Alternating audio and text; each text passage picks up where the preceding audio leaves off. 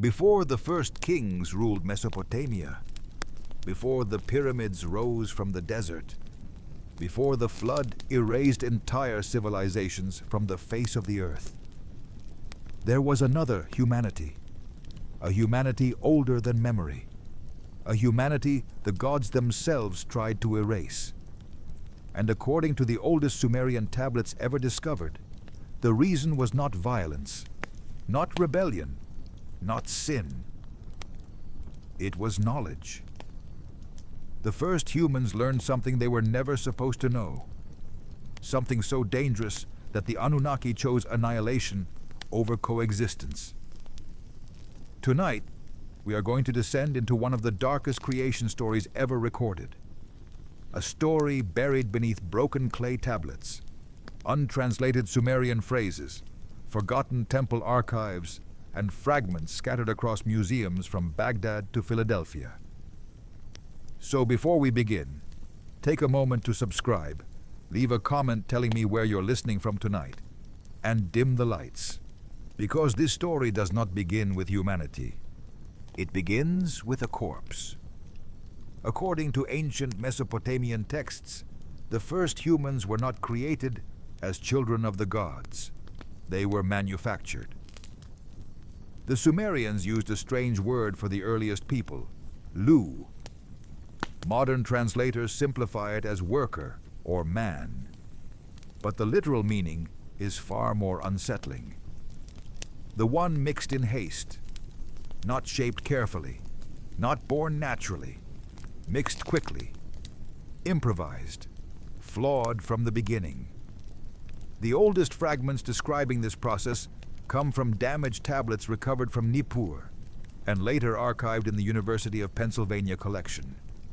In those texts, the gods complain endlessly about labor.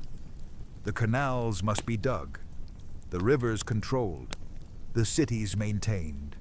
The lower divine classes had grown exhausted. The Anunnaki no longer wanted to work, so a solution was proposed. Create another species to do it instead. But clay alone was not enough. The texts repeat this detail again and again. Clay could form the body. Only divine essence could animate it. And so, one of the gods was selected for death. Not killed accidentally, chosen deliberately, sacrificed as raw material. Different tablets preserve different names. In some traditions, the god is called Kingu. In others, Geshtu-e. In others, the name is damaged beyond recovery. But every version preserves the same horrifying core. The god was executed so humanity could exist. His blood was mixed into clay. His flesh became memory. And that was the mistake. The ritual took place far from the human world that would eventually emerge. The texts describe chambers beneath temples, deep near the Abzu, the underground freshwater abyss ruled by Enki himself. There, beneath torchlight and ritual chants, the gods mixed blood into earth while speaking formulas modern translators still struggle to interpret. The process was not entirely understood even by the gods performing it. That is what makes the story terrifying. The Anunnaki were not omniscient creators. They were experimenting. The first humans opened their eyes in silence. The texts never describe them crying, only watching. Thousands of them were created quickly, enough to replace the labor force of the gods. They were taught basic tasks: irrigation, construction, harvesting, transport. At first, everything appeared successful. The Lu obeyed. They worked. They learned. Too quickly. Enki noticed it first. The humans were not simply following commands. They adapted, improvised, remembered. A worker shown a task once could repeat it perfectly weeks later. A child born from the first generation inherited knowledge nobody had taught him directly. Skills appeared instinctively. Awareness spread through bloodlines without instruction. The gods became uneasy. Something had survived inside the divine blood used during creation, something they had not intended to transfer. The Sumerians believed blood carried more than life. It carried essence, memory, identity.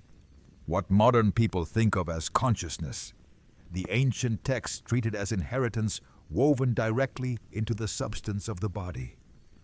And the humans were inheriting too much. At first, the signs were subtle.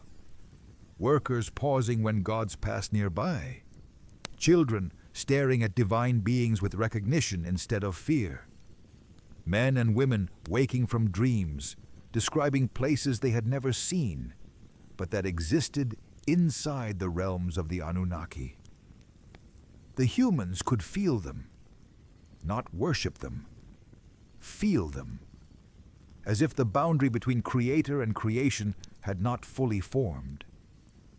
One damaged fragment describes a god entering a worksite and suddenly realizing every human had stopped moving simultaneously before he had spoken a single word. Not because they saw him, because they sensed him. The text ends abruptly after one chilling phrase. They knew us from within. That was the moment fear entered the story. Not human fear, divine fear. Because the Anunnaki slowly realized the Lu carried echoes of the slain god inside themselves. Not metaphorically, literally. Tiny fragments of divine nature scattered through an entire species. And unlike tools, tools are not supposed to understand the hand that holds them. The gods began arguing. Enlil believed the flaw had to be corrected immediately. Enki disagreed. The two brothers would eventually stand on opposite sides of the greatest catastrophe in human myth. But that conflict had not erupted yet. At this stage, the gods still hoped the problem could be contained. So they watched, and the humans continued learning, faster than they should have. Strange things began happening in the settlements near the southern rivers. Workers completed tasks before instructions were given. Some claimed to hear voices beneath flowing water. Others described dreams of stars, structures, and laws governing reality itself. The gods became careful about what humans were allowed to witness. Meetings stopped when humans approached. Sacred rituals moved underground. Certain names were no longer spoken openly in their presence. But it was already too late, because the first humans were beginning to ask questions. And once a created being begins asking questions about its creators, obedience starts dying quietly beneath the surface. The first questions were small, almost harmless. Why do the gods live so long? Why are the stars arranged in repeating paths? Why do the sacred laws never change? At first, the Anunnaki ignored them. The humans were young, curious, primitive, or so the gods believed. But curiosity among the first Lu spread differently than it does among ordinary people now. Knowledge moved through them almost like an infection. One person learned something, and somehow others began understanding fragments of it without ever hearing the explanation directly. The Sumerians had a word connected to this phenomenon. Nam. Not merely spirit, not exactly soul. Nam was closer to essential nature, the invisible structure hidden beneath existence itself, the thing that made a being what it truly was. And the humans carried Nam taken from a dead god. That was the flaw hidden inside their creation. The gods had not simply given humans intelligence, they had given them access. Night after night, strange dreams spread through the settlements near the great rivers. Entire groups of workers awoke, remembering identical visions. Towers beneath black water, voices speaking in languages they had never learned. Vast halls illuminated by blue fire, where the gods argued among themselves. Some humans described hearing the names of the Anunnaki before they had ever been introduced to them. Others began recognizing specific gods on sight, despite never meeting them before. The divine blood inside them remembered, and memory became dangerous. Enki observed this silently. Unlike Enlil, he did not immediately panic. In some texts, Enki almost appears fascinated, curious about what humanity might become if allowed to continue evolving naturally. But Enlil saw catastrophe approaching because he noticed something even worse than human intelligence. The humans were beginning to lose their fear. Not openly, not yet. They still bowed when the gods appeared. They still performed labor, still offered food and obedience. But beneath the rituals, something subtle had changed. The fear no longer came from the soul, and the gods could feel it. One surviving fragment from a damaged Babylonian tablet describes Enlil walking among workers beside an irrigation canal. The humans immediately knelt as expected, but one child looked directly into his eyes, not defiantly, curiously. The text says Enlil stopped speaking mid-sentence because the child's expression reminded him of those who existed before division, a phrase scholars still debate today. But in context, it likely meant something horrifying. The child did not look at Enlil like a servant looks at a master. He looked at him like one conscious being observing another. Equal awareness, different power, but equal awareness. That terrified the gods more than rebellion ever could, because rebellion can be crushed. Awareness spreads, and once enough humans carried it, the structure separating gods from humanity would begin collapsing from within. The first Lu were not building armies. They were building understanding. And understanding changes everything. The realization unfolded slowly across generations. The earliest humans lived extraordinarily long lives, according to Sumerian tradition. Hundreds, sometimes thousands of years in the mythic king lists. Whether literal or symbolic, the message was clear. The first people had far more time to accumulate knowledge than later humanity ever would. And with each passing century, the Lu learned more about the beings who created them. They discovered the gods argued constantly, that they lied to one another, that they feared death, that some gods hated others, that divine Lord themselves could change.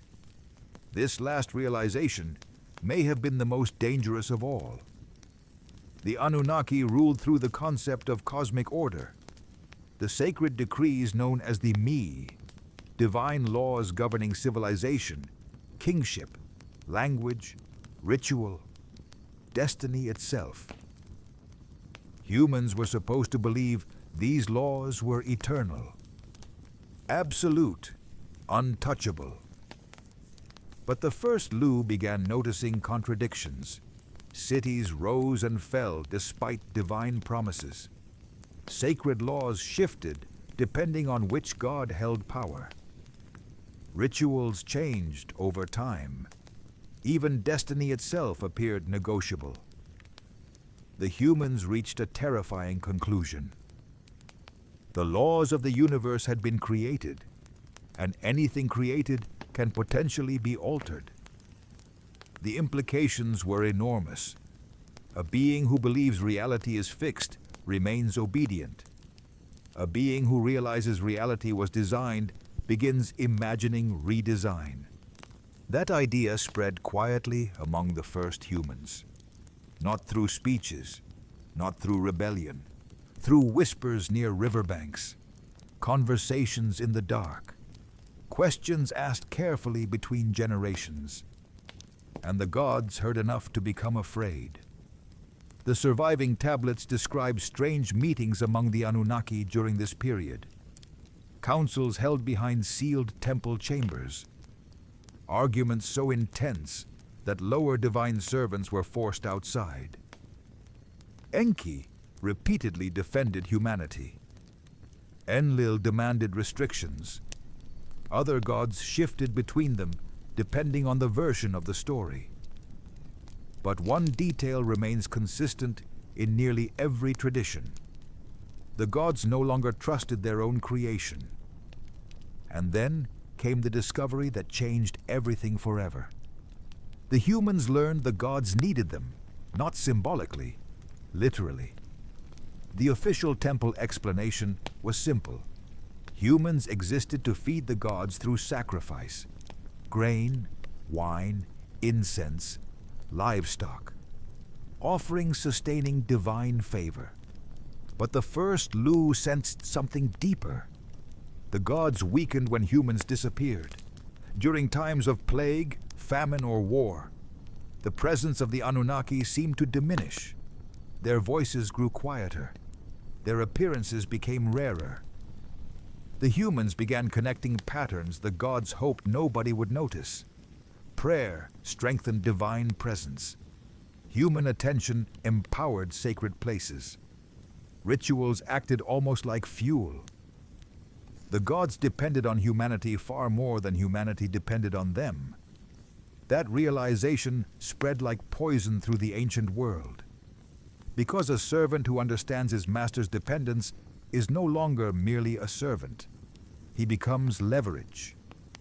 One damaged Sumerian fragment describes humans gathering near a temple, not to worship, but to discuss. That detail matters. They were discussing the gods, analyzing them, trying to understand what they truly were. The tablet uses a word often translated simply as noise. But the original Sumerian term is closer to a voice carrying intention. Not chaos, negotiation. The first humans were beginning to speak to the gods, as if dialogue were possible between them. And that, more than anything else, was what convinced Enlil the experiment had failed forever. Enlil did not fear war. The Lord of Storms had watched cities burn before humanity even existed. He had seen lesser gods rebel, kingdoms collapse, rivers swallow entire civilizations beneath black water and mud. Violence did not frighten him. What frightened him was comprehension. Because the first humans were no longer behaving like servants. They were observing, comparing, connecting patterns. And somewhere deep inside the temples of Mesopotamia, the Anunnaki realized a terrible possibility. The Lu were beginning to understand the system itself. Not rituals, not commandments, the architecture underneath reality. The oldest surviving fragments hint that the first humans eventually uncovered three truths. Three realizations so dangerous that later priesthood scattered them across separate myths, separate tablets, separate religions, never allowing the pieces to remain together in one place again. But the first humanity saw all three at once, and that changed them forever. The first truth was the simplest. The gods were not truly immortal. Long-lived, yes. Powerful beyond human comprehension, yes. But eternal? No. The proof already existed in humanity's own creation story. A god had died to make them. Not metaphorically. Actually died. His blood flowed into the clay of human bodies. His essence fragmented into millions of descendants. The first humans understood something the later world would spend thousands of years trying to suppress. If one god could die, others could die too. The realization spread slowly through whispers and private conversations. The Lu began noticing references to divine conflict buried inside sacred hymns. Stories where gods vanished after wars. Tales of ancient beings no longer worshipped because they no longer existed. The Anunnaki had hidden death behind symbolism. But the humans saw through it, and once mortality enters the mind of a creation regarding its creator, fear begins reversing direction. The second truth was even more dangerous. The laws governing reality were artificial. The sacred me, divine decrees controlling kingship, language, order, destiny, civilization itself, were not eternal principles of the cosmos. They had been implemented, created, chosen. The first humans discovered traces of an earlier condition described in fragmented Sumerian terminology as a state before laws existed, before structure, before hierarchy, before divine order itself. And if cosmic law had once not existed, then cosmic law could theoretically change again. This realization transformed the way humans viewed reality. Ordinary beings obey natural law because they assume it is absolute. But a being who discovers the rules were designed eventually begins wondering who designed them and whether they can be redesigned. The gods sensed this shift immediately. The Lu had stopped accepting reality passively. They had started analyzing it. Some humans withdrew from labor entirely, spending long nights near riverbanks staring into flowing water as if listening to voices beneath the currents. Others gathered in small groups to discuss dreams and strange intuitions they could not explain. The texts described them becoming listeners, humans who believed reality itself was speaking constantly beneath the noise of ordinary existence. And sometimes they believed they could hear the gods thinking. This terrified Enlil beyond measure. But the third realization was the one that finally shattered any possibility of trust between creators and creation. The humans discovered why sacrifices truly mattered. The official explanation was simple. Offerings fed the gods. Bread, wine, incense, livestock. But the first Lu sensed another layer beneath the rituals. The gods did not merely consume offerings, they consumed human attention, emotion, presence, activity, life itself. Some surviving Akkadian fragments use a word modern translators struggle to render accurately. It is often simplified as noise, but the meaning is closer to energetic existence, the constant psychic presence generated by conscious living beings. The gods fed on civilization itself. Humanity's prayers, fears, rituals, labor, emotions, and collective attention created something the Anunnaki required in order to remain powerful. The first humans realized the relationship was not one-sided. The gods needed them. And once they understood that, everything changed. One damaged fragment describes a conversation between workers near a temple construction site. The tablet is partially broken, but enough survives to understand the atmosphere. A human asks, "If they hunger without us, then who truly serves whom?" The line is brief, but devastating, because it reveals the exact moment humanity psychologically crossed a threshold the gods never intended them to reach. The Lu were no longer viewing themselves as tools. They were beginning to see themselves as participants in a system of mutual dependence, not equals in power, but no longer slaves in spirit. That was unacceptable. The temple priesthoods later rewrote these events carefully. In surviving versions of the flood myths, humanity is usually destroyed for becoming too loud, too numerous, too sinful, too chaotic. But the older fragments imply something far more disturbing. The problem was not noise. The problem was negotiation. The humans had started speaking to the gods differently, not pleading, not worshipping, questioning. The Sumerian word used in several fragments implies speech carrying deliberate intention toward authority. A demand, a proposal, a challenge framed politely enough to avoid open rebellion. The first humans were beginning to negotiate with their creators, and the gods panicked, because authority survives many things: war, violence, disobedience. But authority cannot survive once those beneath it stop believing in its absolute legitimacy. Enlil understood this first. That is why he became increasingly ruthless in the surviving traditions. Not because he was evil in a simple sense, but because he recognized the structure itself was collapsing. If humanity fully realized the gods were mortal, dependent, and operating within constructed laws, then eventually humans would stop kneeling altogether. The divine hierarchy would unravel. Not physically, conceptually. And once an idea collapses inside millions of minds simultaneously, no army can rebuild it.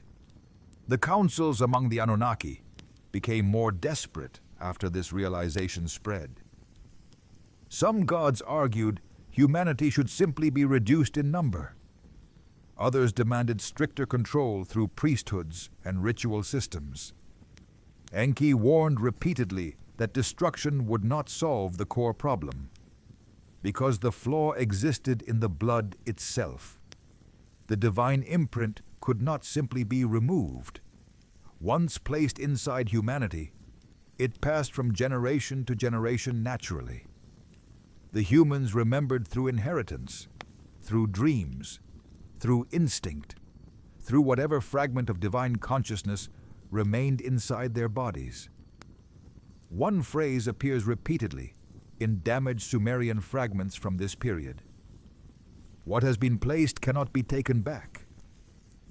That sentence haunted the gods, because it meant humanity could not truly be reset, only delayed. And somewhere during those final years before the flood, the first humans understood something else. Something even the gods themselves barely admitted openly. The Anunnaki were afraid. Fear changed the behavior of the gods long before the flood ever came. At first, it was subtle. Sacred ceremonies became closed to humans. Temple corridors, once accessible to workers, were suddenly guarded by lesser divine beings. Ritual tablets disappeared from public chambers. Priests began speaking in coded language even among themselves. The Anunnaki were trying to contain information, but information had already escaped into the blood of humanity, and blood remembers. The first Lu did not discover everything at once. The process unfolded over centuries. One generation sensed patterns. The next generation understood them more clearly. Children inherited intuitions their parents could barely explain. The humans evolved faster psychologically than the gods had predicted possible. That was the true catastrophe, because the Anunnaki had designed workers. What they accidentally created was a species capable of reflection, and reflection eventually leads to comparison. The humans started comparing divine claims with observable reality. The gods claimed absolute power, yet they argued constantly.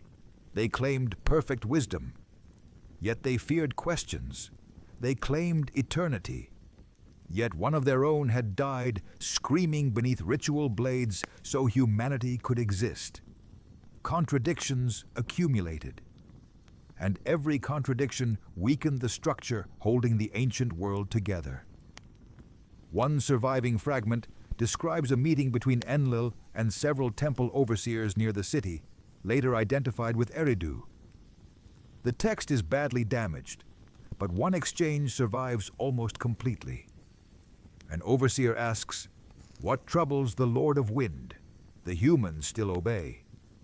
And Enlil answers, "They obey with their hands, not with their minds."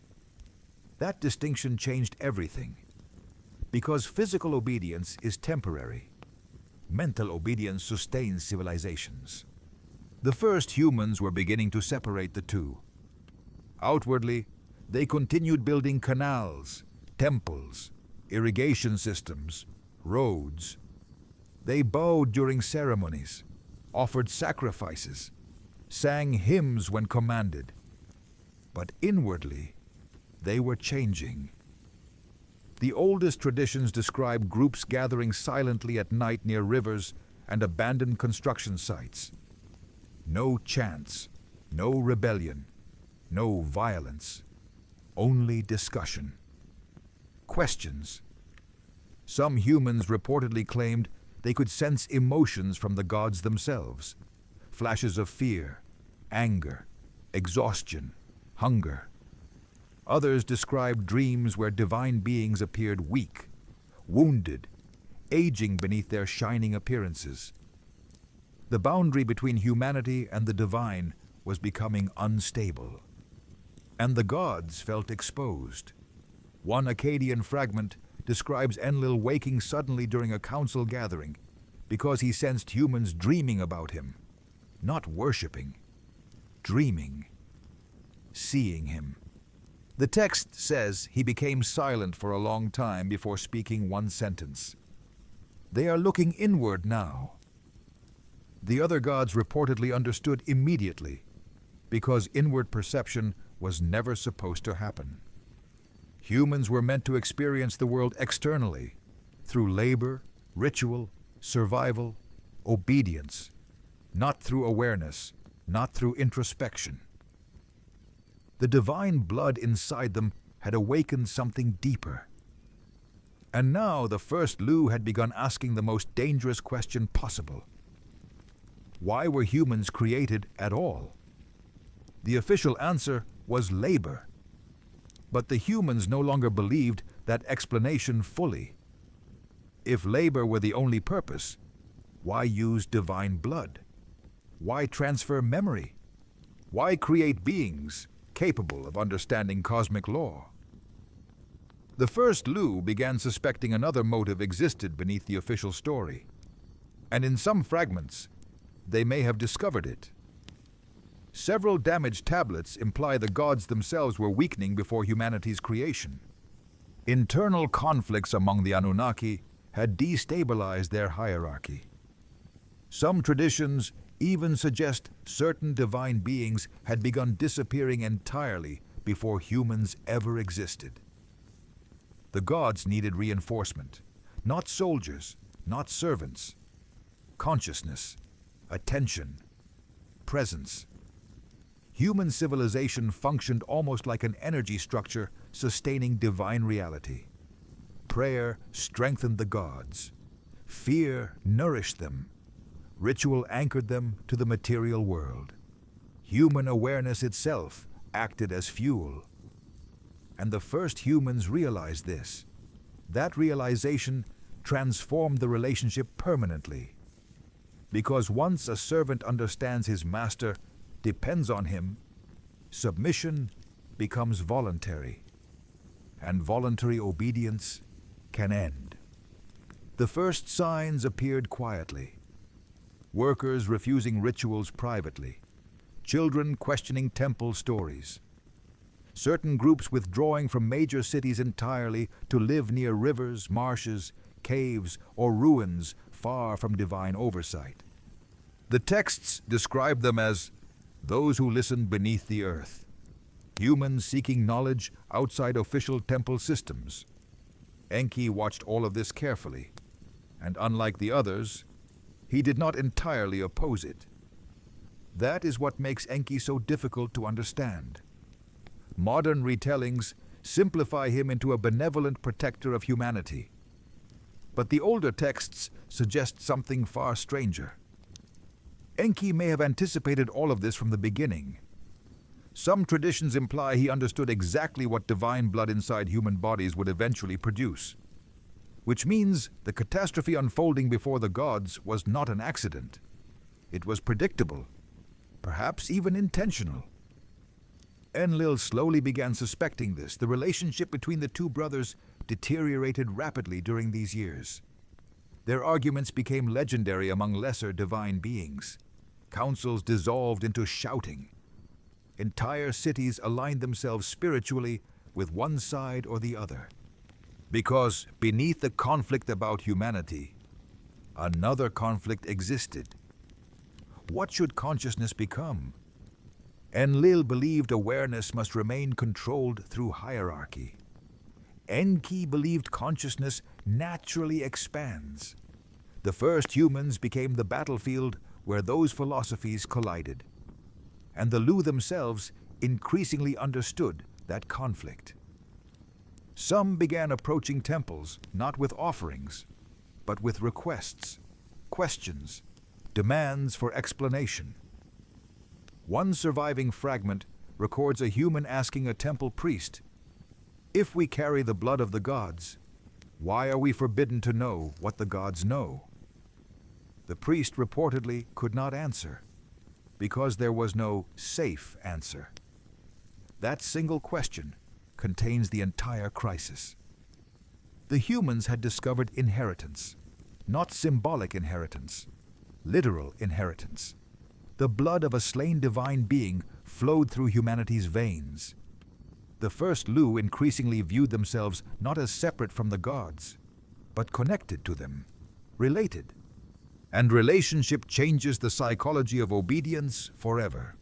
The Anunnaki finally understood the scale of the disaster during an event described only briefly in surviving traditions. A group of humans reportedly gathered outside a sacred structure during a divine ritual and refused to kneel. Not violently, calmly. They simply stood watching, observing the gods in silence. No weapons, no rebellion, only recognition. The texts imply this moment horrified the Anunnaki more than open warfare ever could have. Because the humans were no longer pretending, the illusion had broken. And once an illusion breaks collectively, history changes permanently. That was the moment Enlil decided humanity could no longer be allowed to continue unchecked. Not because humans had become physically dangerous, but because they had become psychologically irreversible. The first creations of the gods had begun evolving beyond the role they were designed to fulfill. And the Anunnaki realized something terrible. They were losing control of their own experiment. The decision to destroy humanity was not made in anger. That is what makes the story so unsettling. The surviving Mesopotamian fragments do not describe a sudden divine rage or emotional outburst. There was no dramatic moment where the gods lost control and unleashed catastrophe blindly upon the earth. The flood was debated, calculated, voted upon. And according to the oldest traditions, the councils leading to that decision lasted years, perhaps longer. The Anunnaki understood exactly what they were about to erase. By then, the first Lu had spread across the fertile lands between the rivers. Cities expanded outward into marshes and valleys. Human populations multiplied faster than expected.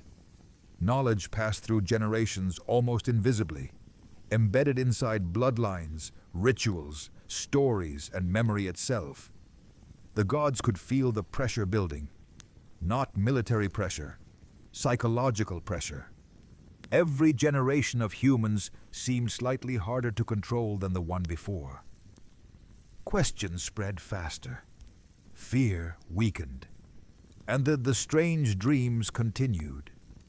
One damaged fragment describes humans waking simultaneously during the same night and walking toward temple districts without understanding why. Priests reported entire crowds staring silently at sacred structures before returning home at dawn without speaking.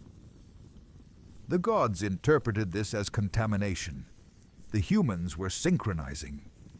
Something inside them was connecting beyond ordinary communication. Enlil viewed this as proof the experiment had become unstable, beyond repair. He summoned the Great Council soon after. The location is uncertain. Some traditions place it within the heavenly courts of Anu. Others describe chambers beneath the sacred waters of the Abzu, where the oldest gods gathered far from human hearing. But every version agrees on one thing. The future of humanity was decided there. The surviving fragments are incomplete, scattered across centuries of translation and damage. But enough remains to reconstruct the atmosphere inside those councils. Fear, division, and silence. Enki argued first. He warned the others that extermination would fail. The flaw existed inside the structure of humanity itself. Killing bodies would not erase the divine imprint already embedded in the species. What has been placed cannot be removed.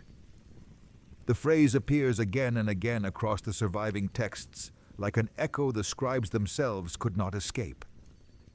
Enki insisted the humans could still evolve peacefully if guided carefully. Enlil disagreed completely.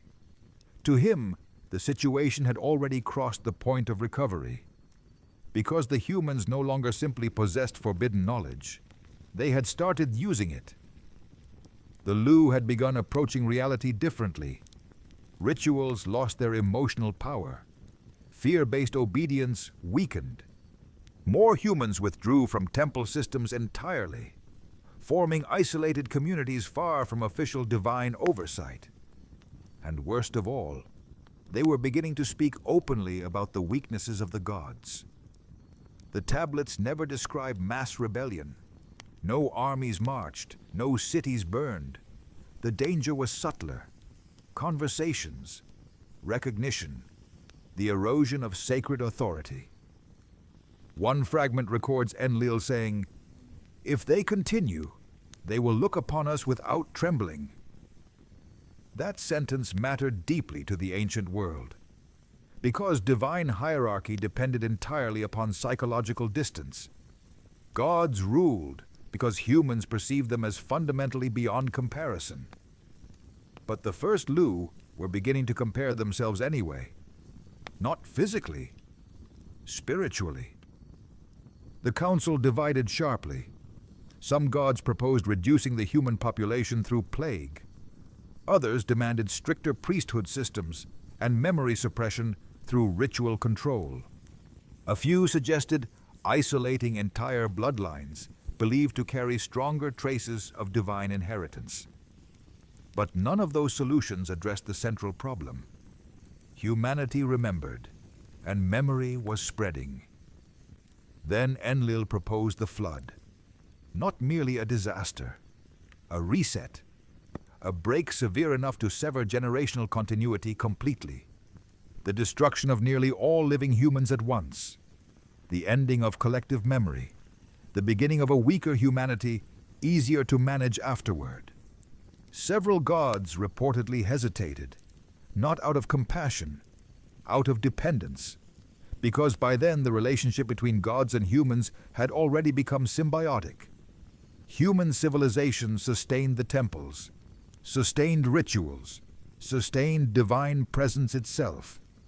Destroying humanity risked weakening the gods alongside them. One surviving Akkadian fragment describes the council chamber falling silent after this point, because everyone present understood the truth. They needed humanity, but they feared what humanity was becoming even more. The vote eventually favored Enlil. The flood would proceed. The decision was final. And from that moment onward, the atmosphere across the ancient world changed. The gods withdrew from direct appearances more frequently. Temple rituals intensified. Strange signs reportedly appeared in the sky above Mesopotamia. Unusual storms, black winds, red moons reflected in river water. The first humans sensed something approaching. Many later myths preserve distorted memories of this period. Stories of prophets ignored by crowds, dreams warning of destruction, sudden migrations away from major cities. But according to the older traditions, the first Lu were not entirely ignorant. Some already knew. Not the exact form catastrophe would take, but enough. Enough to feel the fear radiating downward from the gods themselves, and fear among divine beings infected reality like poison. The rivers became unpredictable. Animals behaved strangely. Entire flocks reportedly migrated without pattern across the plains. Fish surfaced dead near sacred irrigation canals. Temple fires extinguished themselves unexpectedly during ceremonies. The earth itself seemed anxious. Meanwhile, Enki began acting in secret. That is the detail later traditions struggle most to explain, because officially, the decision of the council bound every god. No one was permitted to warn humanity. The species had been condemned collectively. Yet Enki quietly prepared anyway. Certain bloodlines disappeared from public records during this period. Specific individuals were relocated near southern marshlands under unclear circumstances. Ritual objects vanished from temple inventories. And somewhere near the reeds and waterways connected to the ancient city traditions of Shurupak, Enki selected a man, Ziusudra. Later traditions would rename him Atrahasis, or Utnapishtim, or Noah. But beneath all those names remains the same figure, the survivor. Most later retellings portray him as uniquely righteous, but the older fragments suggest something stranger. Ziusudra was chosen because he already understood more than most humans. He carried the knowledge quietly. That was the difference. The first Lu had begun speaking openly. Ziusudra remained silent, and Enki trusted silence. One night, according to the ancient tablets, Enki approached not the man directly, but the wall beside him. A wall made from reeds, because technically, speaking to the wall was not the same as warning humanity. The legal precision matters. The gods operated through rules as much as power. Enki whispered toward the reeds, "Wall, listen carefully." And beyond the thin woven barrier, a human being heard the end of the world approaching. The warning did not come as prophecy. It came as procedure. That is one of the strangest details preserved in the oldest flood traditions. Enki did not scream. He did not descend dramatically from the heavens. He did not command armies or open the skies with thunder. He spoke carefully, quietly, as if every word itself were dangerous. The reed wall listened. And behind it, Ziusudra listened too. The surviving fragments preserve only portions of the message, but the tone is unmistakable. Urgent, controlled, precise. Destroy your house. Build what preserves life. Seal it against the waters. Do not speak openly. That last instruction mattered most. Do not speak openly. Because by then, Enki understood something the first Lu had failed to understand in time. Knowledge itself was survivable. Public knowledge was not. The first humans had spoken too freely, asked too openly, shared too much of what they sensed about the gods and the structure beneath reality. Ziusudra survived because he remained silent. The flood narrative is often told as a story of obedience. But beneath the surface, it is really a story about controlled transmission, about preserving a line without preserving open awareness. Ziusudra began construction in secrecy. The texts describe workers asking questions as massive amounts of timber, reeds, pitch, and supplies disappeared toward the southern marshlands. But Ziusudra reportedly answered carefully, never revealing the full truth. Some traditions say he claimed Enki had commanded a ritual vessel. Others say he spoke of relocation. The important detail is this: he did not warn humanity publicly. And because he remained silent, The line continued. The atmosphere across Mesopotamia deteriorated rapidly during those final months before the flood. Storm systems formed unnaturally fast above the horizon. The rivers rose before seasonal rains began. The sky reportedly carried a constant metallic haze. The gods themselves became increasingly unstable. One Akkadian fragment describes lesser divine beings abandoning temple districts entirely before the waters arrived. Another records priests finding sacred chambers empty for the first time in generations. The Anunnaki were retreating upward, preparing, and below them, humanity continued living almost normally. That is perhaps the darkest part of the entire story. Most people had no idea extinction was approaching. Children still played near irrigation canals. Workers still harvested grain. Families still slept beneath clay roofs, while the gods finalized the destruction of the world above them. The first drops of rain carried no immediate terror. Mesopotamia already understood storms. Flooding was common. But this was different. The rains did not stop. Day after day, the sky darkened further. Winds screamed across the plains, hard enough to tear roofing from temple structures. Rivers burst their boundaries almost immediately, swallowing roads and fields beneath black water. The texts describe the sound before they describe the deaths. A constant roar, as if the earth itself had cracked open. Then came panic. Entire cities attempted escape simultaneously. Crowds moved toward elevated temple districts believing the gods would protect them there. Others fled toward hills or unfinished structures. Some simply stood watching the water rise in disbelief. And above all of it, the gods watched. One of the most disturbing passages in the Atrahasis tradition describes the Anunnaki during the flood not as calm rulers, but as terrified observers. The storm became so immense that even the gods grew afraid of what they had unleashed. Some fled upward to the highest heavens. Others reportedly crouched like dogs near the outer boundaries of the sky. The texts portray divine panic, not confidence, because the flood was larger than punishment. It was rupture. The destruction lasted days, then weeks, then longer. The world dissolved beneath endless black water. Entire cities vanished completely beneath currents carrying timber, bodies, animals, temple stones, grain, tools, fragments of civilization spinning together into chaos. And somewhere above that endless ocean, one vessel remained intact. Ziusudra's Ark. Inside it survived not merely life, but continuity. That was what Enki truly preserved.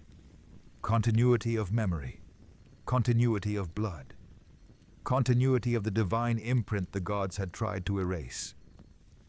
The surviving texts become strangely emotional during this stage. Several fragments describe the goddess Ninhursag weeping continuously while watching humanity drown. Others describe the gods growing hungry during the flood because no sacrifices reached them anymore. That detail matters enormously. Without humans, the gods weakened. No rituals, no offerings, no prayers, no civilization generating the energy they depended upon. The flood exposed the truth the first Lu had discovered long before catastrophe arrived. The relationship between gods and humanity was mutual, and now both sides were suffering. One Akkadian passage describes the gods gathering like flies around sacrifice smoke after the flood finally ended. Modern readers often overlook how humiliating that comparison is. The Anunnaki, beings worshipped as divine rulers of reality, descending desperately toward human offerings because they had grown starved during the destruction they themselves initiated. That is not a portrait of all-powerful creators. It is a portrait of dependence. Eventually, the rains weakened. The waters settled slowly across the drowned world. And somewhere, amid endless silence, the ark came to rest. Ziusudra emerged into a dead earth. The old humanity was gone. The first Lu, those who remembered too much, who sensed the gods too clearly, who questioned the structure beneath reality, had vanished beneath the waters, at least physically. But the deeper problem remained alive inside the survivor himself. Enki knew it. Enlil knew it. The divine imprint still existed. The line had not been broken. The gods had not erased humanity's forbidden inheritance. They had only reduced it to a single surviving thread. And from that thread, every later civilization would eventually grow again. Silence covered the earth after the flood. Not peace. Silence. There is a difference. Peace belongs to living worlds. Silence belongs to places where something has ended too completely to leave sound behind. The ancient texts describe the waters stretching endlessly beneath gray skies, while fragments of the old world drifted across the surface. Broken temple beams, dead livestock, pieces of roofs, bodies turning slowly in the current. The first civilization of humanity had vanished almost entirely, and for a long time, the gods said nothing. Ziusudra stepped from the vessel onto mud that had once been fertile land.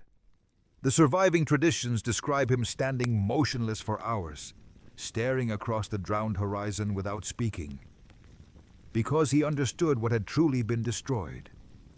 Not merely cities, memory. The first Lu were gone, those who had remembered the gods too clearly, those who had sensed the structure beneath reality, those who had begun speaking with intention instead of fear, buried beneath black water and silence, but not entirely erased. That was the problem. Enlil realized it almost immediately after the flood ended. The surviving human still carried the same blood, the same divine imprint, the same Nam placed into humanity at the beginning. The flood had destroyed bodies, not inheritance. One damaged fragment describes Enlil descending toward the ark after the waters receded and suddenly becoming furious when he saw survivors emerging alive. Who preserved the seed? That line survives clearly across multiple versions. Seed, not merely people. Continuity. Enki answered calmly. And according to several traditions, he did not deny responsibility, because by then the truth could no longer be hidden among the gods themselves. Humanity could not truly be reset, only managed. The flood had solved one problem while creating another. The old humanity was gone, but now the surviving line carried forbidden knowledge, concentrated into a smaller group. A single surviving family preserving fragments of memory that would spread again through future generations. The gods argued immediately after the flood. Some demanded the survivors be destroyed as well. Others warned this would leave the gods starving permanently without human civilization to sustain ritual systems and offerings. And beneath the argument lurked an even darker realization. The Anunnaki themselves had changed during the catastrophe. The flood had exposed their dependence openly. They had experienced weakness, hunger, fear. The illusion of absolute power had fractured even among themselves.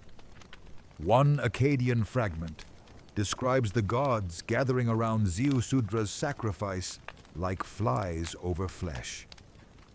The comparison appears again and again because ancient scribes understood its humiliation. The gods needed humanity. The flood proved it beyond denial. That changed the relationship forever. Enlil eventually accepted a compromise. Humanity would continue, but differently.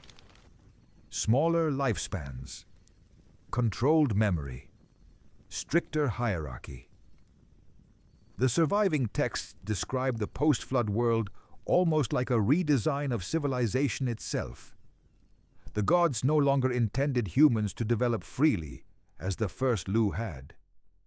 This time, there would be systems, kingship, priesthoods, ritual control, structured obedience, and most importantly, forgetting. The old humanity had lived too long. That detail mattered enormously. According to Sumerian king lists, pre-flood rulers existed for impossible spans of time, thousands of years. Modern readers dismiss those numbers symbolically, but within the logic of the myth, the meaning is clear. The first humans accumulated too much knowledge across excessively long lifetimes. Time itself had allowed awareness to deepen beyond control. So after the flood, lifespans shortened dramatically. Century by century they became smaller, because shorter lives limit accumulation. A human who lives 70 years cannot gather what a human living 2,000 years might discover. Memory fragments more easily. Knowledge scatters. Civilization becomes manageable again. This was not mercy. It was containment. The gods also introduced kingship differently after the flood. The ancient texts phrase it carefully. Kingship descended from heaven, not emerged naturally. Descended, installed. The first cities after the flood no longer functioned like the older settlements described in earlier fragments. Now, every major center required layers of authority between ordinary humans and the divine. Kings stood above populations. Priests stood between kings and sacred knowledge. Ritual became regulated. Access became controlled. The architecture of post-flood civilization was designed specifically to prevent another awakening like the first one. Because the gods feared collective recognition more than violence. Violence could always be crushed. Shared awareness spreads unpredictably. So the new world would operate through fragmentation. Different languages, different nations, different temple systems, different myths. Humanity divided against itself rarely looks upward long enough to compare notes about the gods. And for a while, the strategy worked. The generations born after the flood remembered only fragments of what came before. Stories survived, but distorted. Myths replaced direct memory. Ritual replaced understanding. The old truths became symbols hidden beneath religion. Only certain bloodlines retained stronger traces of the earlier inheritance. Priestly families, mystics, those later traditions would call seers, listeners, dreamers, prophets, people who still sensed things ordinary humans did not. The line continued quietly beneath civilization, exactly as Enki intended. That is why he remains such a disturbing figure in the oldest traditions. Because it becomes increasingly difficult to believe the flood represented failure from his perspective. He preserved precisely what mattered most. Not the old civilization, the inheritance itself, the line. One surviving fragment describes Enki after the flood standing beside underground waters beneath his temple chambers, while speaking a sentence later, scribes barely understood. What sinks below returns differently. The statement sounds simple, but it describes the entire post-flood world.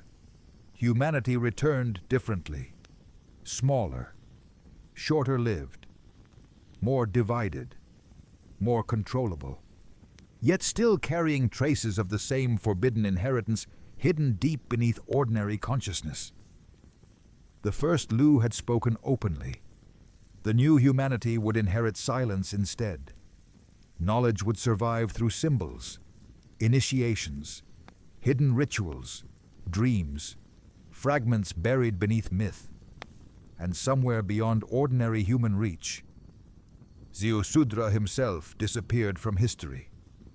The surviving traditions claim the gods granted him eternal life after the flood. But the details are strange. He was not made a ruling god, not celebrated publicly. Instead, he was taken far away. To Dilmun, the place beyond the rivers, the edge of the world, a realm outside ordinary human civilization. Most later readers interpret this as reward, but older traditions imply something else. Isolation. The one human who remembered the world before the flood too clearly could not remain among future generations, because Ziusudra still carried complete memory. And complete memory remained dangerous even after the destruction of the first world. So the survivor vanished beyond history, while humanity below slowly rebuilt civilization atop the ruins of forgotten truth. The world after the flood was designed to forget.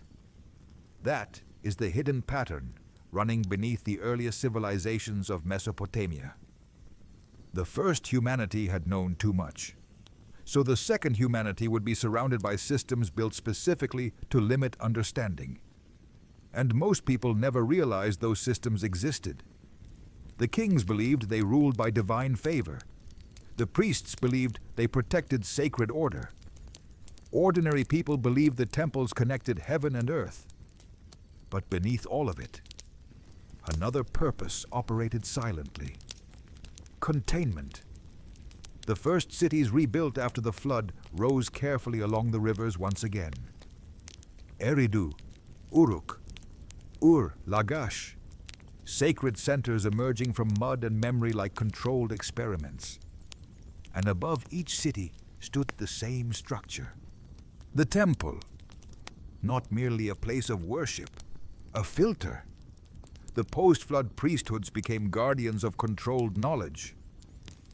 The gods no longer allowed direct awareness to spread freely among humanity as it had before. Information moved through layers now. Symbols replaced direct explanation. Ritual replaced open understanding. Only initiates learned deeper meanings, and even they received knowledge gradually. Fragment by fragment, never the whole picture at once.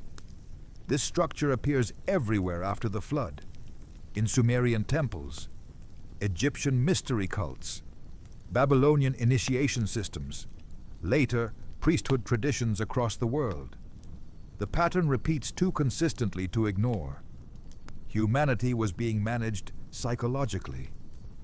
One surviving fragment describes Enki advising younger divine beings after the flood. Give them stories. Stories are softer than truth. That single line explains almost the entirety of later religion. Truth became myth. Direct memory became allegory. And humanity forgot its own origins slowly enough not to notice the transition happening. The old knowledge survived, hidden beneath symbols. The serpent, the tree, the forbidden fruit, the flood, the divine bloodline, the wise survivor.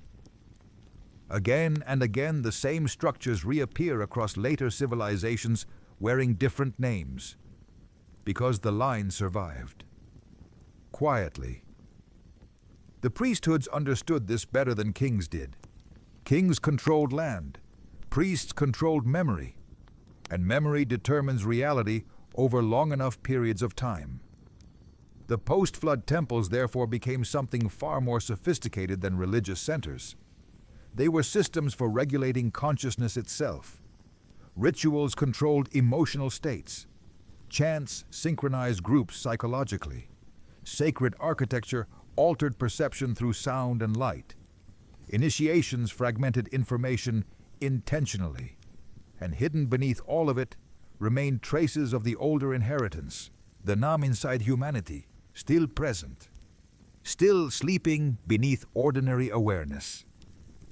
One of the strangest surviving Sumerian rituals appears repeatedly in damaged temple texts from Nippur and Eridu. It involved 3 simultaneous actions: the speaking of a sacred name, a hand placed upon the head, and the presentation of a symbolic object. Modern scholars usually interpret this as symbolic religious ceremony, but the structure itself is oddly precise. 3 sensory systems activated together: language, touch, sight. The ritual created intense states of concentration and altered awareness among initiates. Ancient scribes describe participants entering moments where the boundary became thin. Thin between what? The texts never explain directly. But later, mystical traditions preserve eerily similar ideas. Experiences where the separation between self and reality weakens temporarily. Moments where people report sensing presence beyond ordinary perception. The first Lu experienced this naturally. Post-flood humanity required ritual to access fragments of the same state, because the inheritance had weakened over generations. Not vanished, weakened. That distinction mattered enormously to the gods. The line still existed inside humanity, but now it surfaced only rarely, through dreams, visions, altered states, intuition, prophecy, ecstatic ritual, or specific bloodlines carrying stronger traces of the original imprint. The Anunnaki considered this manageable, at least compared to the old world, and so civilization expanded. Empires rose across Mesopotamia, while the deeper truth disappeared beneath layers of mythology and political control. Most humans lived and died without ever questioning the structure surrounding them. That was the goal. But complete suppression never fully succeeded, because certain individuals kept remembering fragments. Throughout the ancient world, strange figures appeared repeatedly. Mystics, seers, hermits, prophets, priests who experienced visions too intense to explain through ordinary religion. Many were feared, some were worshipped, others vanished quietly. The pattern became especially noticeable among hereditary priesthoods. Families preserving ritual systems over many generations often produced individuals displaying unusual psychological traits: heightened intuition, intense dreams, abnormal sensitivity to symbols, altered states during meditation or ceremony. The ancients interpreted this spiritually. Modern language might describe it differently, but the pattern itself remained visible. The line concentrated inside certain bloodlines, exactly as Enki intended. One fragment from a damaged Babylonian commentary text contains a chilling phrase: "The sleeping inheritance awakens through repetition." Repetition of what? Ritual, symbol, sound, initiation, memory. The old systems were not merely preserving culture, they were preserving activation patterns, methods for touching fragments of the older awareness without allowing it to spread uncontrollably through civilization again. Because the gods had learned their lesson from the first humanity. Open awareness becomes impossible to govern. So awareness after the flood would always remain fragmented, hidden, partial. The great libraries of the ancient world reflected this strategy perfectly. Knowledge compartmentalized into separate traditions that rarely connected fully together. Astronomy separated from theology. Myth separated from ritual. Kingship separated from cosmology. Each group held pieces. Very few ever saw the entire structure simultaneously, and those who did often became dangerous. One Akkadian text describes a priest becoming unable to sleep after seeing the whole pattern. The line appears briefly before the tablet breaks, but it reveals something important. The structure beneath civilization could still be perceived, and perceiving it changed people permanently. The first Lu had recognized the gods too clearly all at once. Post-flood humanity would encounter truth only in fragments, scattered across generations. That slowed the process, but it never stopped it completely. Because hidden beneath every empire, every religion, every ritual system, the same inheritance remained alive, waiting quietly inside human consciousness. The flood had buried the first humanity beneath water, but it had not erased what the gods feared most: recognition. Recognition never disappeared. It simply became harder to notice. That is why the oldest systems of control after the flood focused not on destroying knowledge entirely, but on scattering it, breaking it apart across centuries, cultures, symbols, priesthoods, myths and rituals, so no ordinary person could easily assemble the whole structure again. But every so often, someone still did. And those people almost always frightened the systems around them. The ancient world preserved countless stories about individuals who heard too much, saw beyond the veil, or spoke with dangerous clarity. Different civilizations gave them different names: prophets, mystics, madmen, heretics. But beneath the labels, the pattern remained identical. Certain humans continued touching fragments of the older inheritance buried inside the species since the beginning. The line survived, quietly. One of the most unsettling details in the older traditions is how often these individuals emerged from hereditary ritual families. Priestly bloodlines, temple keepers, sacred initiatory groups preserving ceremonies for generations without fully understanding why specific gestures, sounds, or sequences mattered. The rituals survived first. The explanations came later. Or never. By the time written history fully emerged, humanity had already forgotten the original catastrophe beneath the flood myth. Most people no longer remembered the first Lu directly. The ancient awareness had faded into intuition, symbolism, dreams. But traces remained embedded everywhere. The serpent bringing forbidden knowledge, the gods fearing human awakening, sacred trees representing hidden understanding, flood myths describing memory resets, figures punished for revealing truth. Again and again, civilization repeated the same story using different languages, as though humanity itself subconsciously remembered what had happened before history officially began. One fragment from a late Babylonian commentary text contains a chilling line rarely discussed outside specialist circles. The old blood awakens when the world grows loud again. The phrase appears without explanation, but it suggests the inheritance inside humanity responds to civilization itself. Growth, complexity, information, pressure, collective consciousness expanding over time. And if that is true, then modern humanity may stand closer to the first Lu than any civilization since the flood. Because for thousands of years, the systems built after the catastrophe worked remarkably well. Kings divided populations, religions separated cultures, empires fragmented language. People remained isolated from one another physically and psychologically. No collective recognition could spread fast enough to threaten the structure. But then something changed.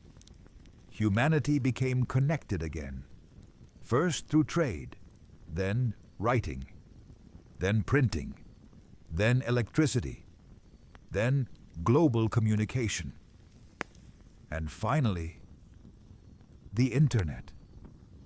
For the first time since before the flood, human beings everywhere began sharing ideas instantly across the planet. Fragments once buried in isolated traditions suddenly collided openly. Sumerian tablets compared beside neuroscience, ancient myths beside genetics, meditation studies beside ritual archaeology. Patterns hidden across thousands of years started reconnecting. And strangely, certain people reacted to these connections immediately, not academically, emotionally, as if recognizing something ancient beneath the information itself. Modern psychology uses terms like heightened sensitivity, pattern recognition, deep processing, intuitive cognition. But the old traditions described something simpler. Memory, not conscious memory, inherited memory. The feeling that reality contains structures just beneath ordinary perception. The sense that myths conceal literal truths beneath symbolism. The instinctive feeling some people experience when encountering ancient texts, not learning something new, remembering something forgotten. The first Lu lived inside that state constantly. Modern humanity experiences only fragments of it now. Dreams, intuition, sudden recognition, moments where the world briefly feels artificial or incomplete. The old priesthoods understood this better than modern civilization does. That is why initiation systems survived for thousands of years, even after their original meanings became obscured. They preserved methods capable of triggering altered perception in specific individuals carrying stronger traces of the inheritance. Breathing rituals, sacred sounds, meditation, isolation, sensory overload, sensory deprivation, all techniques influencing the same regions of human consciousness repeatedly across civilizations that supposedly never communicated with one another. The pattern becomes difficult to dismiss once seen clearly. And some people see it too clearly. History records what happens next with frightening consistency. Those who openly challenge the structure beneath reality rarely end peacefully. Ancient prophets disappeared. Mystics were executed. Heretics burned. Philosophers silenced. Not always because authorities consciously understood the deeper pattern, but because systems instinctively defend themselves against destabilizing recognition. The first Lu threatened the gods not through violence, but through perception. They saw too clearly. And once enough people see clearly together, hierarchies begin trembling. That is why the flood remains psychologically important, even now. Not because ancient people feared water, because somewhere deep inside human consciousness survives a memory older than civilization itself. There are limits to what systems tolerate people understanding about power, especially divine power. The surviving line learned this lesson after the flood. That is why hidden traditions across history emphasize silence repeatedly. Knowledge concealed, truth fragmented, understanding transmitted indirectly through symbol and ritual rather than direct explanation. Because open recognition once nearly destroyed the entire structure. Enki understood this.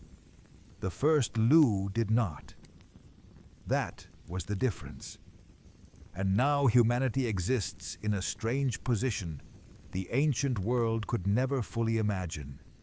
Connected globally, exchanging information instantly, recovering ancient texts with artificial intelligence, analyzing consciousness scientifically, studying genetics, studying myth, studying ritual, and slowly reassembling fragments that remain separated for thousands of years. The old systems of fragmentation are weakening, not through conspiracy, through technology, through connection, through scale. The flood scattered memory across history. Modern civilization may be pulling those fragments back together again. And if the old stories are even partially true, then somewhere deep beneath ordinary human awareness, the inheritance the gods feared never disappeared at all. It only waited, quietly, inside us. The oldest fear in human history is not death. It is awakening. That is the secret hidden beneath the flood myth. The Anunnaki did not destroy the first humanity because humans became violent. They did not destroy them because they were sinful, corrupt, or technologically dangerous. They destroyed them because the first Lu began seeing reality too clearly. And once awareness reaches a certain point, control becomes temporary. The flood was never truly about punishment. It was containment. A reset designed to interrupt recognition before it spread irreversibly through the species. But there was one problem the gods could never fully solve. The inheritance survived. It passed through Zusudra, through bloodlines, through ritual systems, through symbols hidden inside myths, through dreams, through the strange intuition certain people feel when encountering ancient stories that seem somehow familiar before they are fully understood. The line never broke. That is the phrase appearing again and again beneath fragmented traditions separated by thousands of years. The line never broke. The oldest priesthoods understood this in ways modern civilization barely remembers. That is why so many initiation systems across history focused not on teaching information, but on altering perception. Because the inheritance inside humanity was never completely intellectual. It was experiential, something dormant, something sleeping beneath ordinary awareness. The first Lu carried it naturally. Modern humans encounter only echoes, but echoes are enough. One of the strangest patterns in human history is how consistently civilizations fear individuals who begin connecting too many fragments together at once. Mystics, visionaries, heretics, prophets, thinkers who suddenly arrive at similar conclusions despite living centuries apart. The laws governing reality are not absolute. Power depends on perception. Human consciousness contains something larger than the systems built to organize it. Again and again, the same ideas emerge independently across cultures, as though the species itself keeps remembering. Not perfectly, not completely, but enough. The old flood myths describe humanity after the catastrophe becoming smaller, weaker, shorter-lived, more divided. And in many ways, that is exactly what happened. But something else happened too. The inheritance adapted. The awareness that once existed openly among the first Lu retreated deeper into the structure of human consciousness itself. Less obvious, less stable, harder to activate, but also harder to erase completely. The gods solved the problem temporarily by fragmenting humanity. Different nations, different religions, different languages, different identities. A species divided against itself rarely compares notes deeply enough to reconstruct forbidden truths. For thousands of years, that strategy worked. Then humanity connected again. And now the old fragments are returning to each other faster than at any time since before the flood. Ancient tablets restored by artificial intelligence.